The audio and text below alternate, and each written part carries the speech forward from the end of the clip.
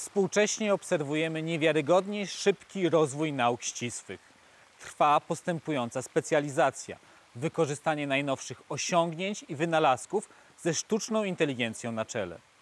Nowy kampus uniwersytecki kojarzony jest właśnie z naukami ścisłymi. A tymczasem tutaj, wśród nowoczesnych gmachów, kryją się imponujące kolekcje związane z szeroko pojmowaną przyrodą. Centrum Edukacji Przyrodniczej to miejsce naprawdę wyjątkowe. Liczba eksponatów może przyprawić o prawdziwy zawrót głowy, zwłaszcza takiego laika jak ja, który z naukami przyrodniczymi ma niewiele wspólnego.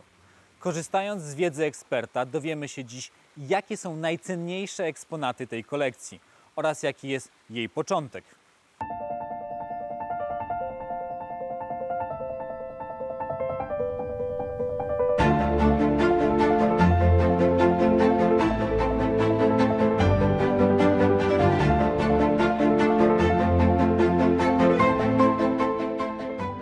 Dr Anna Zubek, kierownik działu edukacji i promocji Centrum Edukacji Przyrodniczej Uniwersytetu Jagiellońskiego, autorka pracy doktorskiej pod tytułem Opracowanie filogenetyczne motyli z neotropikalnego rodzaju Perissama doubleday z wykorzystaniem metod morfologicznych i molekularnych. W pracy naukowej zajmuje się taksonomią i filogenezą motyli Ameryki Południowej. Na co dzień zaangażowana w popularyzację wiedzy z zakresu nauk przyrodniczych i ochrony przyrody. Odbyła szereg staży zagranicznych i wypraw badawczych, m.in. w Kolumbii, Ekwadorze, Wenezueli, Finlandii i USA.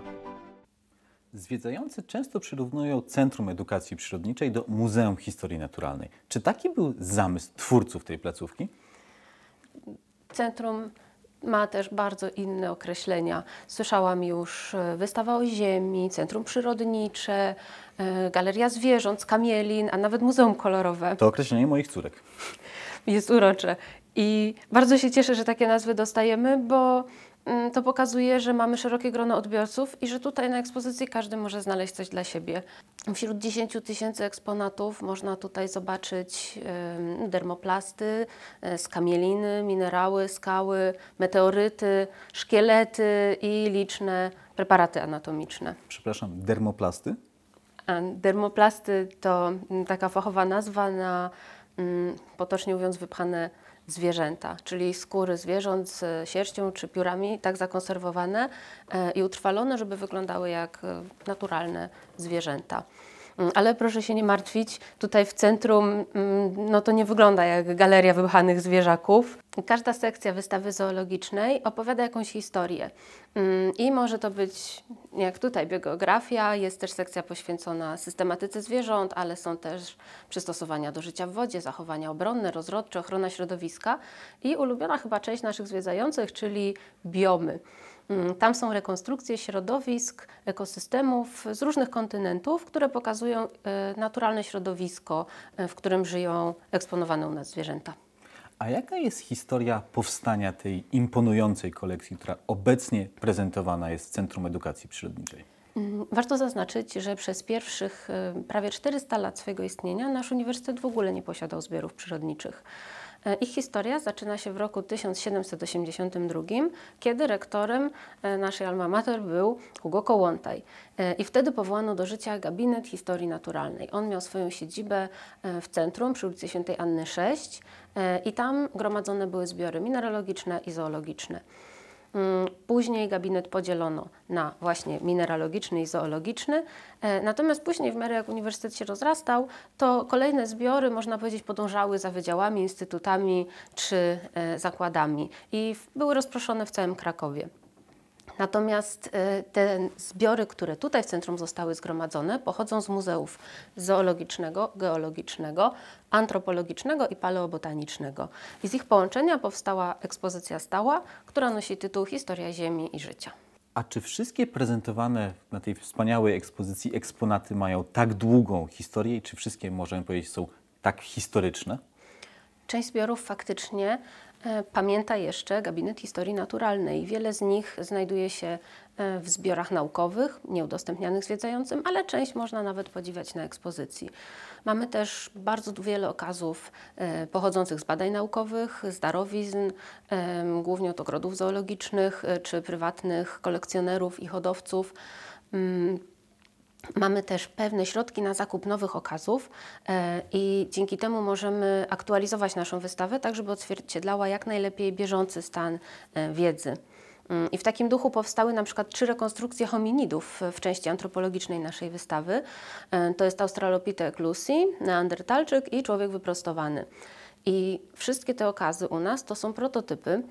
One powstały dokładnie na zamówienie Centrum Edukacji i były konsultowane z naszymi antropologami, tak żeby były to właśnie jak najbardziej aktualne rekonstrukcje, a nie jakieś wyobrażenia przodków człowieka. I proszę mi uwierzyć, że konsultować trzeba było absolutnie wszystko, każdy jeden element budowy anatomicznej, ale naszym antropologom nic co ludzkie nie jest obce. Tak, udało się i eksponaty można już dzisiaj podziwiać. Wiem, że w innych muzeach również jakby ich repliki. W centrum znajdują się także ciekawe zabytki związane z ichtiozaurami. Czy mogłaby Pani przybliżyć ich losy? Tak, to jest przykład takiego okazu odnalezionego po latach. Na wystawie geologicznej od niedawna można podziwiać taką dużą kamienną płytę 2-metrowej prawie długości również skamieniałym szkieletem ichtiozaura, czyli morskiego gada, można powiedzieć z okresu dinozaurów, z epoki dinozaurów, czyli jakichś sprzed 180 milionów lat. I kilka takich płyt kamiennych zostało zakupionych jeszcze do gabinetu mineralogicznego 175 lat temu. Ich późniejsze losy nie są znane, ale ja osobiście pamiętam je z korytarza Instytutu Geologii przy ulicy Oleandry. Tam te płyty wisiały jako dekoracja, ale pokryte kilkoma warstwami czarnej farby, trochę trudne do rozszyfrowania. Potem w czasie przeprowadzki Instytutu płyty trafiły do magazynu już na nowym kampusie i jakieś 2 lata temu przykuły uwagę naszego kustosza zbioru geologicznego.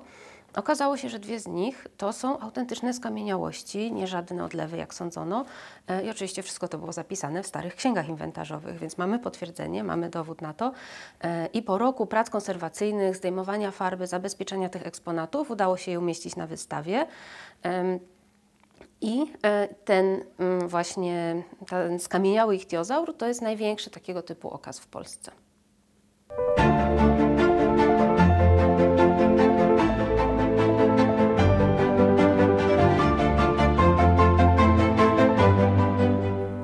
Jakie są najcenniejsze zbiory Centrum Edukacji Przyrodniczej? Najcenniejsze zbiory w każdym muzeum przyrodniczym to tak zwane typy opisowe, czyli okazy zwierząt czy roślin, a nawet organizmów wymarłych, na podstawie których opisano nowy dla nauki gatunek.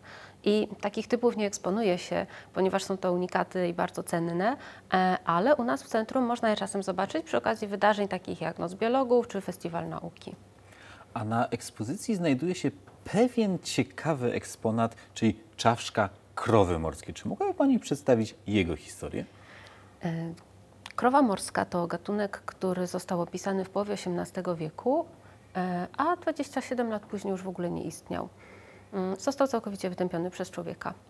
I u nas na wystawie znajduje się jedyna w Polsce czaszka tego gatunku, dlatego jest bardzo wyjątkowa, ale przede wszystkim właśnie ze względu na swoją historię, bo pokazuje, że my jako gatunek, ludzie, mamy wielki wpływ na środowisko przyrodnicze i to wcale nie jest nowość, bo już od bardzo dawna.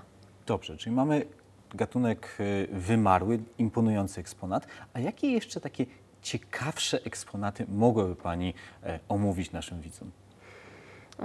W części antropologicznej mamy na przykład odlew czaszki Juliusza Słowackiego. On został wykonany już po śmierci poety, 80 lat po jego śmierci, w czasie kiedy jego szczątki były przenoszone z Francji do Polski, by zostały pochowane w krypcie wieszczów na Wawelu. Drugi taki odlew ma Muzeum Narodowe w Krakowie. W części zoologicznej natomiast mamy niesamowity model gąsienicy jedwabnika morwowego. To jest ręcznie wykonany na początku XIX wieku eksponat z całkowicie naturalnych substancji, z masy papierowej i on tak zachwyca detalami i precyzją wykonania, że szczerze wątpię, żeby dzisiaj udało się uzyskać taki efekt nawet na drukarce 3D. A podobno zwiedzający często pytają o modele syntetyczne. Skoro jest tyle oryginalnych, wspaniałych eksponatów, to po co Państwu w ogóle jeszcze ten dodatkowy plastik? To prawda. Eksponujemy repliki, modele, rekonstrukcje, ale nikogo nie nabieramy, że to są prawdziwe okazy naturalne. Przykładowo mamy w centrum 11 rekonstrukcji ekosystemów z przeszłości geologicznej Ziemi, z kolejnych okresów z historii życia na Ziemi. I wszystkie one zostały stworzone w oparciu o naturalne eksponaty, które można zobaczyć na półce obok, ale patrząc na fragment wymarłej rośliny, bardzo ciężko byłoby sobie wyobrazić cały ekosystem sprzed milionów lat, z którego ta roślina pochodzi. Więc te dioramy mają na celu uruchomić przede wszystkim wyobraźnię i wcale nie tylko najmłodszych naszych zwiedzających. No, ja osobiście uwielbiam tę gigantyczną ważkę.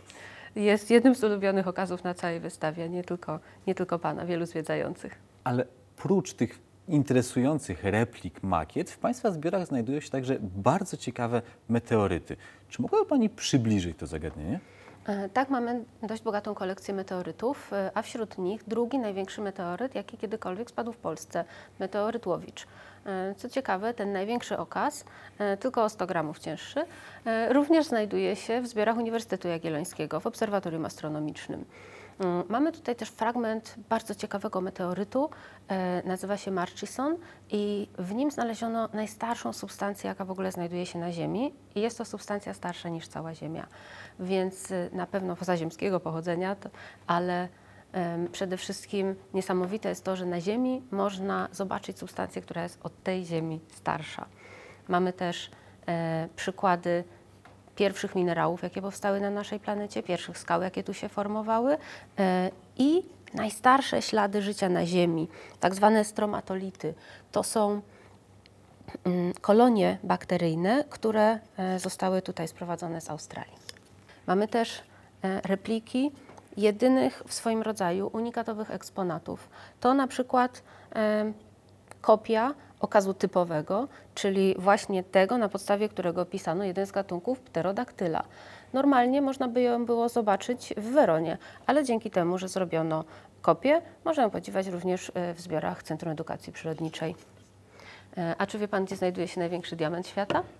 Znając życie pewnie w Wielkiej Brytanii, ale jak się konkretnie nazywa, proszę wybaczyć, nie mam pojęcia.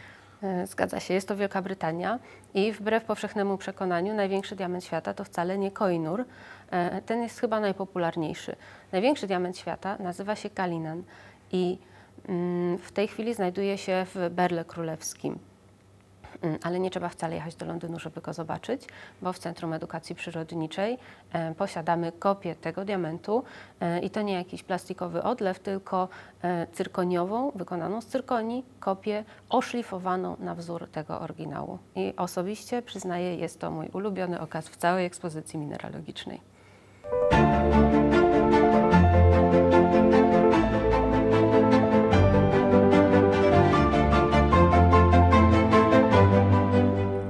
Podziwiając wspaniałe zbiory Centrum Edukacji Przyrodniczej, możemy odbyć wyjątkową i pouczającą podróż w czasie do epoki dawno wymarłych gatunków zwierząt, jak i przestrzeni. Od lasów równikowych po tundrę. Możemy podziwiać wyjątkową kolekcję minerałów i skamieniałości, nie wspominając o tysiącach gatunków zwierząt. Wśród imponujących kolekcji możemy odnaleźć zarówno oryginalne eksponaty, interesujące makiety, jak i doskonałe repliki ukazujące różne etapy rozwoju człowieka, jak i przyrody. To tutaj możemy podziwiać czaszkę prawdziwej syreny, jak i zobaczyć papugę, która woli jeść owce niż owoce, oraz amerykańskiego bizona z Łysej Polany w Tatrach.